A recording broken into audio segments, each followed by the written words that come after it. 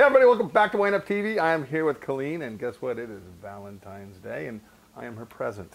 But the presents that she brought are some wines from Caymus. Actually, it's like another version of the Caymus. And when we come back, we're going to try to get through these wines and tell you as much as we know about them. So see you in a second.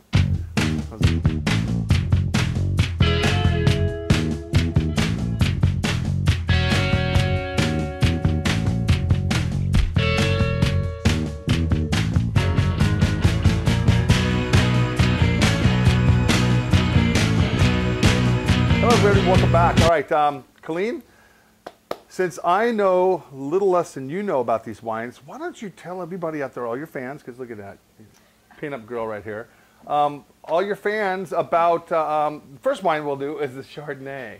The Chardonnay. This is, I tell you, Marseillais, when it came out in about 92, 93, when I was living down in Napa, and Charlie Wagner, this is Charlie's son's now, this is project, correct? Chuck Wagner. Son, Charlie, yes. Charlie, that's yeah.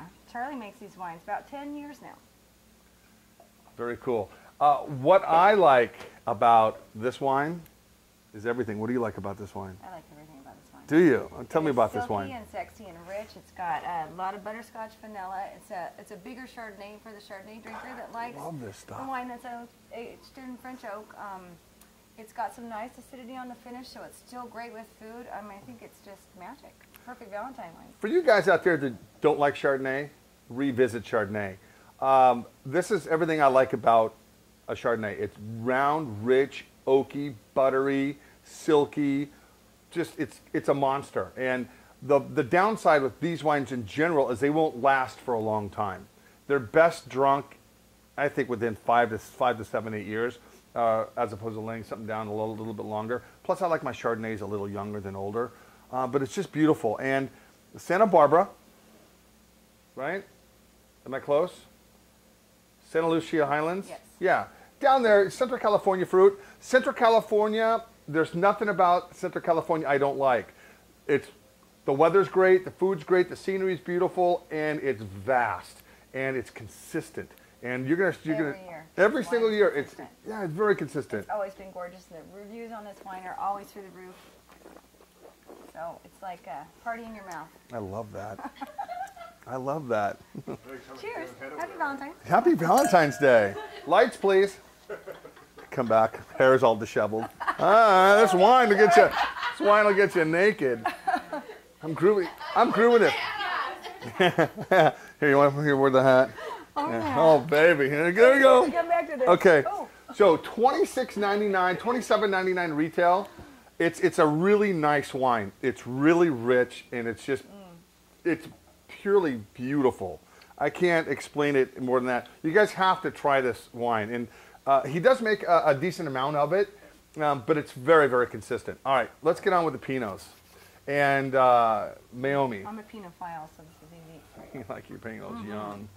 I like that. All right, let's check this one out. All right, so this says the Maomi, and this is probably their largest produced Pinot Noir. By far. Yes. And this is about $19.99 retail. Pinot Noir, this is from, this is a blend of 3 counties. You have Monterey, Santa Barbara, and Sonoma. And I just got off the phone with John Bolta, and John has been a winemaker at Caymus for decades. It seems like, over a decade, probably a couple now. And he's just a very talented winemaker. But it's nice to see a guy like Chuck Wagner passing things down to his kids. And if my dad owned a winery, I'd be a winemaker too. Dad? All right, so let's talk about the Pinot. And you know, guys, I live in Oregon. I love Oregon Pinot, but California Pinot is so much richer and rounder because the weather's typically nicer and more consistent. I would agree with you, but I have to say, 20 years ago, we couldn't sell California Pinot in Oregon, and now people are looking for it. These are both grown in cool climate areas, and so they produce more like we are doing here in Oregon. If you stylistically taste them side by side with some of our great Oregon producers, then you're going to find stylistically they're very similar. Maomi is a great, not introductory Pinot Noir, but it's really consumer friendly. Very approachable. It's got good fruit, nice spice. There's no questioning that it's a Pinot Noir, but it's a little. This is a baby brother for the big guy that we're going to taste next. Okay. And you know what? I am kind of like that Pinot. I'm very approachable. A little spicy. It is Valentine's Day. Yeah, I'm not wearing cologne. No, that's a taboo when you're in the wine business, right? Aura. It's my aura. Got me on a good aura day. I showered too. Nice. Woohoo. Okay, you know, for $20, you cannot argue that this is a really, Like, I can't believe really you just dumped great that. I would wine. drink that. Well, you know what? I've got, you know, Well, I'm I just got. sorry. I know. You got a date later. You got to. Yeah, I know. Get your But the Pinot more Noir. you drink, the better I look. Keep drinking. You want mine? Here, have the rest of that. All right. So as you're slowly gulping that down, let's talk about. I'm not a gulper. Let's talk about the Belglo Pinot Noir. This is Belglas. Belglas. Clark and Telephone Vineyard. So that's at the corner of Right Clark on and the corner of Clark Clark and and Telephone Telephone. Road. This Pinot Noir is made from vineyards that were planted in 1972. The oldest Pinot Noir vineyards, I think, that were planted in California. Don't quote me on that. But this is Big Daddy to Meiomi, and this is gorgeous, silky, elegant Pinot Noir. It's just it's one of my favorites in our entire portfolio. And it's interesting, on 1.73 tons of fruit per acre, that's kind of like Very on the low yield. Oregon. Even lower than a lot of what Oregon is doing. They take a lot of pride in this Pinot Noir and they do 3 single vineyards with Belglas, and I think that the Clark and Telephone is my favorite. It's got some really nice Asian spice. Again, you know, the first way to a wine is through the nose. And I've smelled, like you probably have, wines that are kind of off. But all 3 of these are just great up front. I It's don't good. drink those. The ones that smell off. Of course, you have to try them. You have to smell them, though. I mean, you don't have But to try they're them. stinky. Yeah, I know. I don't either. But, you know. But this is gorgeous. Just elegant, really pretty. It's got great perfume. Getting that little, of course, being cherry. But there's a little cigar and cinnamon. Yum. Chocolate in the mouth. That's about $35, $36.99, right around there. Nice. Great presentation, too. The hand dip. Now, I heard this is the one that you dipped.